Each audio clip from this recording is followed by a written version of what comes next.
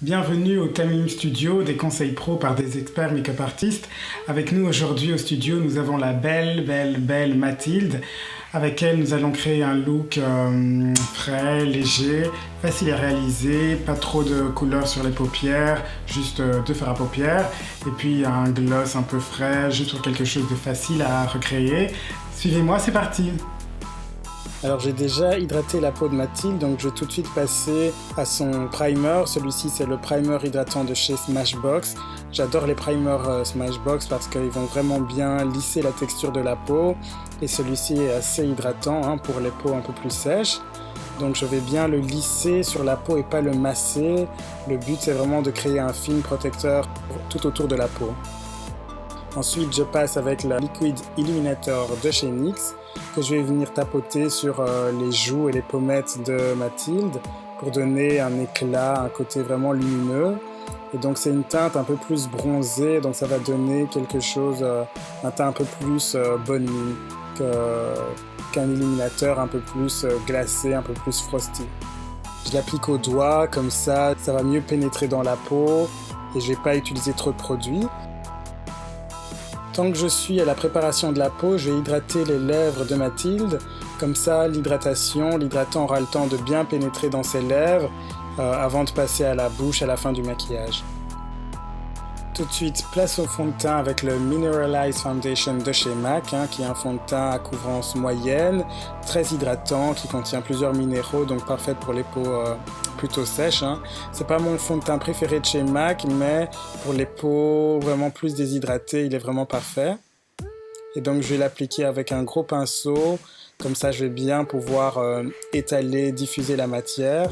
J'utilise très peu de produits pour vraiment faire une fine couche sur tout le visage. Mathilde a une très belle peau, donc j'ai pas grand chose à camoufler, mais ça va vraiment donner un beau fini bien lumineux. Je n'hésite pas à repasser par-dessus mon illuminateur. Je veux vraiment que l'illuminateur transparaisse, je veux dire par-dessus le fond de teint, mais que ce soit pas un glow trop factice. Je veux vraiment quelque chose de naturel. Ensuite, place à l'anti-cerne que je vais appliquer quand même de façon assez généreuse. Et avec celui-là, c'est même pas trop grave parce qu'il n'est pas trop couvrant, c'est pas un anti-cerne hyper opaque.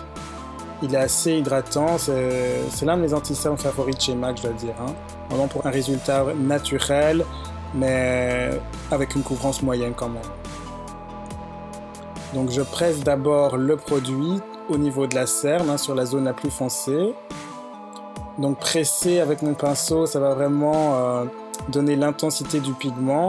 Ensuite, j'ai tiré la matière pour venir l'estomper sur le triangle de lumière, comme on dit. Donc c'est le triangle qui commence au coin extérieur de l'œil, qui descend le long de l'arête du nez et qui remonte vers le coin extérieur de l'œil. Je m'assure que tout soit bien estompé et je vais venir fixer tout ça avec une poudre transparente. Celle-ci c'est la poudre de chez NYX qui est très fine, ultra fine, donc je l'adore. C'est vraiment pour un résultat vraiment naturel, c'est l'idéal. Et donc je vais vraiment venir le placer de façon stratégique sur les zones plus grasses du visage, c'est-à-dire en général c'est le front. Vraiment venir fixer l'anti-cerne en dessous des yeux, le coin des narines, etc. Et maintenant place aux sourcils que je vais d'abord brosser pour bien me donner une idée de la forme des sourcils et que je vais venir légèrement, vraiment très légèrement remplir avec un fard à paupières. Et donc je choisis toujours une couleur qui se rapproche le plus possible bien sûr de la couleur des sourcils, mais un ton plus clair et toujours dans des teintes froides, jamais des teintes chaudes avec des pigments rouges, parce que ce serait pas du tout naturel. Et je l'applique avec un pinceau biseauté qui va vraiment me donner l'appui nécessaire pour passer entre les poils des sourcils. Et je repasse un coup de brosse pour enlever les coups de pinceau. Je répète la même chose de l'autre côté. Je commence toujours par la queue du sourcil. Je sais pas, en général c'est ce qui demande le plus de remplissage, donc je commence par ça. J'aime bien toujours, que ce soit pour le teint, pour toutes les parties du visage, commencer par corriger avant de venir améliorer. Je termine les sourcils en appliquant un gel transparent. Ceci, ça va me donner un côté un peu plus polished à mon look, hein. Même si c'est des sourcils très naturels, je veux quand même qu'ils aient cet aspect vraiment sophistiqué et qu'ils restent bien en place. Et donc le gel transparent, c'est vraiment the go-to, comme on dit. Les yeux maintenant avec ce fard à paupières crème de chez MAC, c'est le Groundwork. C'est un fard à paupières crème, donc ça va vraiment se fixer sur la paupière et on va pouvoir utiliser cette couleur comme base. Même si je l'aime beaucoup, vraiment toute seule, hein, c'est un brun légèrement lumineux. C'est pas pailleté, mais il y a des petits reflets dedans, donc je l'aime beaucoup. Et en fait, je trouve sur les peaux pâles comme celle de Mathilde, ça va vraiment donner une espèce d'ombre dans les tons chauds, vraiment très flatteur. Et donc pour la journée, on peut l'appliquer au doigt, c'est vraiment très facile. Je l'applique également sur la paupière inférieure, au ras des cils, avec un pinceau plat. Et je m'assure que tout soit bien estompé, hein, donc je refais des mouvements de va-et-vient pour que ce soit pas juste une ligne. On veut vraiment que ce soit une ombre qui entoure le regard. Et donc là, je reprends mon pinceau plat et je vais prendre cette couleur brun foncé, légèrement irisée de chez NYX, que je vais appliquer sur toute la paupière mobile. En commençant par le centre de la paupière, donc je vais bien presser d'abord la matière. Je presse pour avoir encore une fois hein, l'intensité du pigment. Ça, c'est vraiment une règle de base du maquillage. Quand on veut l'intensité d'un pigment, l'intensité de la couleur, que ce soit pour le fard à paupières, le fond de teint, l'anti-cerne, on presse. Et dès qu'on veut estomper, on va tirer la matière, faire des mouvements de va-et-vient, tirer, estomper, bouger le pinceau en gros. Donc là, avec mon pinceau estompeur, je viens estomper dans le creux de l'œil, juste pour enlever les traits de pinceau, qu'il n'y ait pas de ligne définitive, que ce soit vraiment un nuage plutôt que des couleurs bien délimitées. Avec mon pinceau crayon, je vais venir illuminer le coin de l'œil. Et là, je fais un peu quelque chose de différent. C'est pas une couleur hyper claire, au contraire, c'est une couleur bronze, ocre, comme ça, avec pas mal de tons rouges. Donc, c'est vrai que c'est assez dangereux d'utiliser ce genre de couleur autour des yeux. Mais comme j'ai bien estompé, comme j'ai bien camouflé les cernes, il n'y a vraiment pas de souci.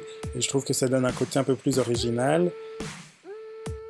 Voilà, maintenant j'applique le mascara, c'est l'Opulash Optimum Black de chez MAC. Et je vais vraiment l'appliquer de manière très généreuse. Je vais bien essayer d'englober tous les cils, un par un, de les allonger, les volumiser, bien les recourber. Et j'applique un JV, quitte à passer plusieurs couches, hein, vu que je ne vais pas mettre de crayon, c'est vraiment bien important que le regard soit bien défini avec beaucoup de mascara. Et je passe également sur les cils du bas. Et je vais vraiment prendre mon temps, bien utiliser la pointe de ma brosse pour passer sur chaque poil l'un après l'autre. Bien sûr, je vais venir nettoyer mes crasses, hein. Et je repasse avec ma brosse, ma spoolie, juste pour bien séparer les cils. Une fois les yeux terminés, je vais passer au blush. Là, j'ai choisi un blush crème. Pourquoi ? Je trouve que c'est toujours plus naturel. Comme j'ai vraiment fait un teint hyper léger, je veux vraiment utiliser le minimum de poudre pour vraiment garder ce teint éclatant, lumineux. Donc, je choisis un fard crème qui va mieux venir se marier avec la texture naturelle de la peau. Et dans une couleur, justement, pas trop rose, pas trop orangé, c'est un peu plus brun, donc c'est vrai que ça va mieux se marier avec les tons naturels de la peau de Mathilde. Et je viens vraiment hyper délicatement, je mets quasi rien, c'est vraiment juste pour donner un peu de lumière et de structure, mais je veux pas qu'on ait une couleur vraiment visible, hein. En touche finale, je viens placer du gloss. On a tendance un peu à oublier le gloss avec tout le mat qu'on voit partout, du mat, encore du mat. Et en fait, pour un résultat naturel, lumineux, rien de tel qu'un gloss, hein. C'est vrai que ça fait très années 2000. On a tendance à l'oublier, mais c'est vraiment facile à appliquer, hein. Plus facile que le mat en tout cas. Vraiment effortless, hein. C'est ça le thème du look. Donc sans effort, pas de chichi. On n'a pas fait de chichi pour le teint, pas de chichi pour les yeux, donc pas de chichi pour la bouche. Et voilà!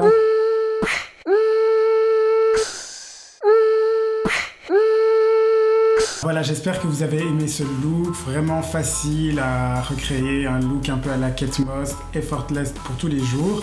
Alors si vous avez aimé, n'hésitez pas à nous mettre un petit thumbs up, liker la vidéo, laisser un commentaire si vous voulez suggérer des looks à recréer, liker notre page sur Facebook et Instagram, tout ça c'est Tamim Beauty et d'ici là ne l'oubliez pas, ce n'est pas une transformation, c'est une révélation.